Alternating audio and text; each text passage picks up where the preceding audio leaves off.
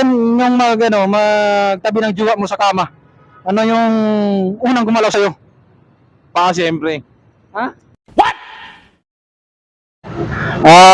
Mayroon tayo dito ng i-challenge si Kuya Guard. Tingnan natin kung kakasa siya sa challenge natin. Kung makasagot siya, maganda. Brother, kumusta? Ay, brother, thank you. May challenge na ako sa iyo. Yes, sir.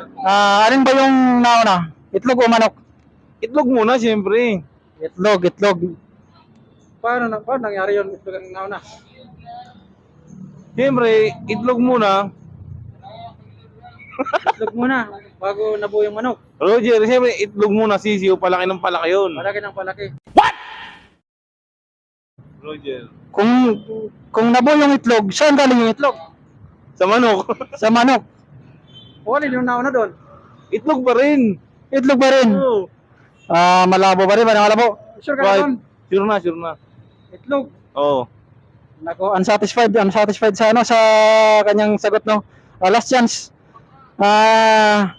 Noong first time yung magtabi ng jowa mo sa kama, ano yung unang gumalaw sa'yo?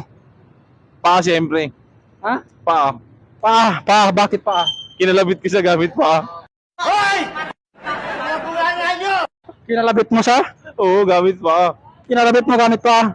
Ay talaga, mahusay talaga. At dahil dyan, mayroon kang 100 pesos. Thank you, brother. Thank you, sir. Thank you. Oo, tama yan. May 100. Thank you.